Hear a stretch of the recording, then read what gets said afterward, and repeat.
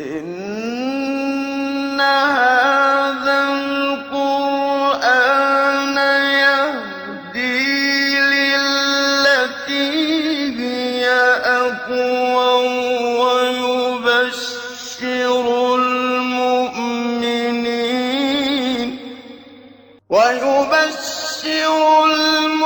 المؤمنين الذين يعملون الصالحات أن لهم أجرا كبيرا.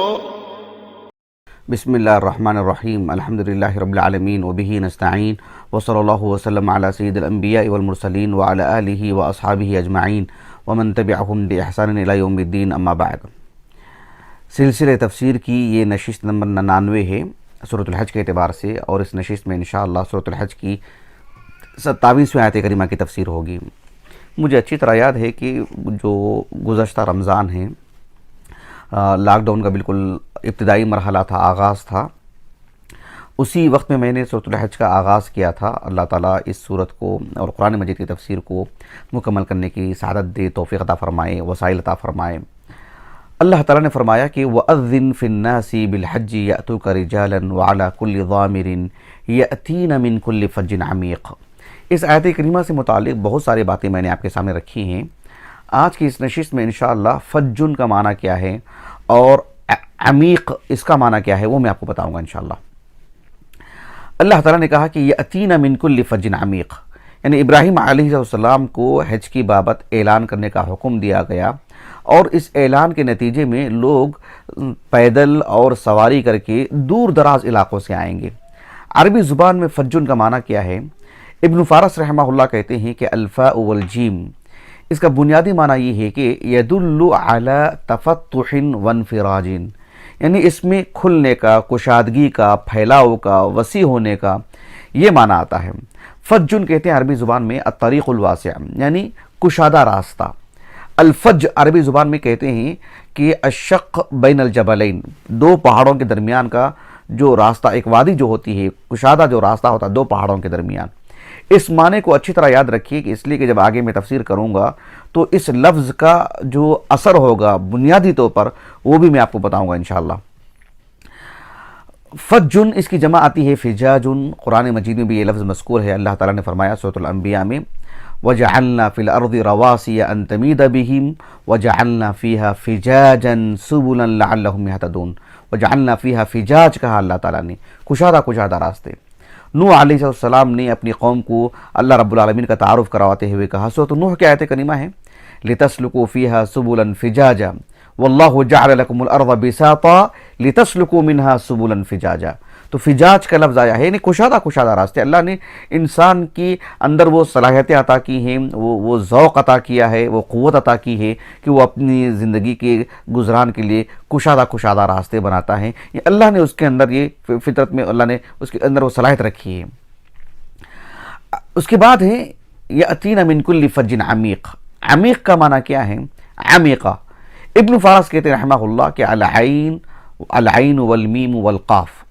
بنیادی طور پر اس کے اندر جو معنی آتا ہے، یعنی جو گہرائی کا جو معنی آتا ہے، یہ جو عمیق جو صفت ہے یہ کس موصوف کی، یعنی کس منعوت کی نعت بن رہی ہے، اس اعتبار سے معنی میں جو ہے فرق پڑے گا.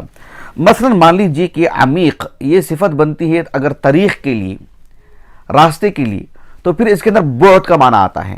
جیسے ہم کہتے ہیں کہ 50 کلومیٹر، 100 کلومیٹر، 1000 کلومیٹر. گویا کہ جب ہم کہتے ہیں کہ جو ہے فجن عمیق، کیا مطلب ہے؟ فجن تو طریق ان کے معنی میں، تو جب ہم فجن کی صفت بناتے ہیں اس کو تو پھر اس کے اندر بعد کا معنی آتا ہے. یہ ابن العربی کے حوالے سے ابن فارس رحمہ اللہ نے لکھا ہے. لیکن یہی لفظ عمیق اگر بئرن کی صفت بن جاتی ہے، جسے بئرن یعنی عمیقتن، جیسے خلیل الفراہیدی رحمہ اللہ نے کہا، تو پھر اس کی گہرائی سے متعلق جو ہے وہ بات بنتی ہے.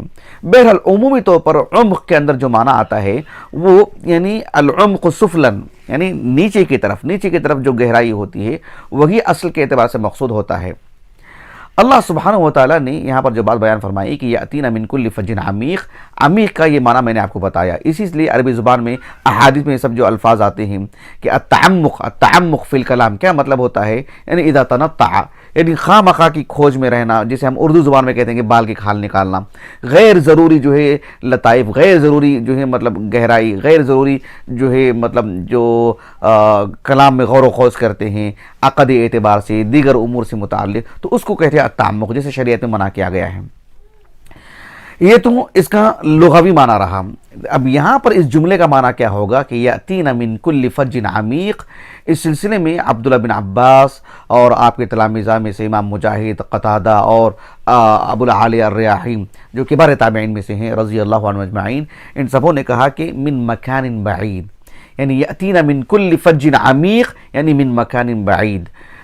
مقاتل ابن سلیمان رحمہ اللہ نے کہا کہ ای یجیء من کل مکان بعید، کہ کعبۃ اللہ جہاں ہیں دور دراز علاقوں سے لوگ جو ہے جمع ہوں گے اور آتے رہیں گے۔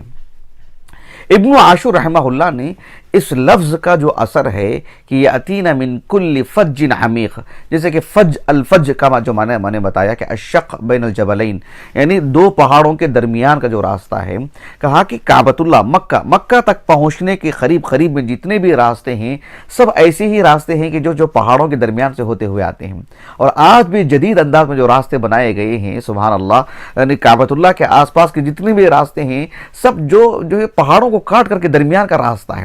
فطری طور پر بھی جو دو پہاڑوں کے درمیان کے راستے بنتے ہیں وہ بھی، اور پھر جو ہے راستے بنائے جاتے ہیں، ہر دو اعتبار سے یہ واقعتاً الفج ہے۔ اللہ رب العالمین نے فرمایا کہ یاتینا من کل فج عمیق۔ اس سلسلے میں ایک اثر ملتا ہے، امام عبدالرزاق صنعانی رحمہ اللہ نے اپنی المصنف میں عمر بن الخطاب رضی اللہ عنہ کا ایک واقعہ انہوں نے نقل کیا ہے۔ ایک صاحب ہیں کبار تابعین میں شمار ہوتا ہے ان کا، عبید ابن عمیر، عظیم عالم دین ہیں، اور کتب ستہ کی سبھی کتابوں میں آپ کی مرویات ہیں۔ تو عبید ابن عمیر تقریباً 68 ہجری آپ کا سن وفات ہے۔ یہ کہتے ہیں کہ ایک قافلے کا سامنا ہوا عمر بن خطاب کا رضی اللہ عنہ۔ عمر بن خطاب رضی اللہ عنہ نے ان لوگوں سے پوچھا کہ بھئی آپ لوگ ہیں کون، من انتم، کون ہیں آپ لوگ؟ ان میں سے جو سب سے چھوٹی عمر کے تھے انہوں نے کہا کہ عباد اللہ المسلمون، ہم مسلمان ہیں، اللہ کے بندے ہیں، مسلمان ہیں۔ عمر بن الخطاب رضی اللہ عنہ نے ان سے پوچھا کہ من این جئتم، کہاں سے آ رہے ہو؟ تو اس لڑکے نے جواب دیا کہ جو ہے یعنی من الفج العمیق، یعنی ہم بہت دور کے علاقے سے آ رہے ہیں، من الفج العمیق۔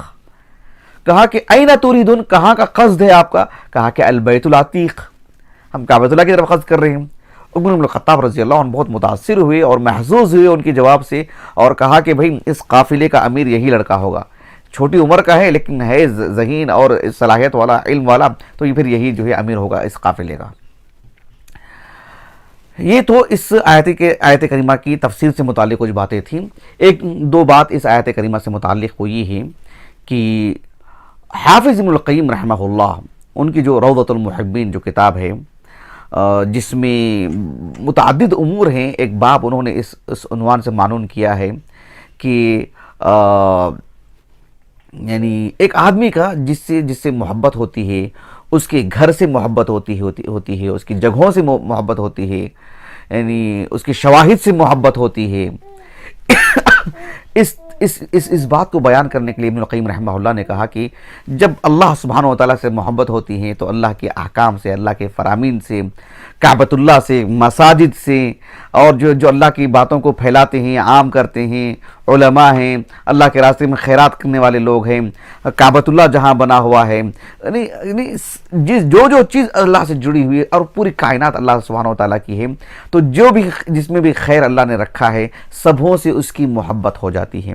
اس بات کو بیان کرتے ہوئے ابن القیم رحمہ اللہ نے اس کتاب میں کہا، روضۃ المحبین میں، میرے پاس تو نہیں ہے، میں نے الشاملہ میں دیکھا تھا اس بات کو، الشاملہ کی مدد سے میں نے پڑھا تو، اور یہ بات جو مجھے روضۃ المحبین تک پہنچائی ہے وہ التفسیر المحرر جو تفسیر ہے، جو بالکل نئی تفسیر جس میں ایک علماء کا ایک لجنہ، ایک ٹیم نے کام کی ہے، انہوں نے روضۃ المحبین کے حوالے سے اس بات کو لکھا تھا، تو اسی کتاب کی مدد سے میں نے روضۃ المحبین الشاملہ کھول کر کے پڑھا الحمدللہ۔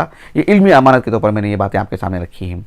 اچھا، غور طلب بات کیا ہے کہ ابن القیم رحمہ اللہ کہتے ہیں کہ اللہ سبحانہ و تعالیٰ نے فرمایا نا کہ یأتینا من کل فج عمیق، لوگ پیدل اور سواری کر کے دور دراز علاقوں سے آتے ہیں۔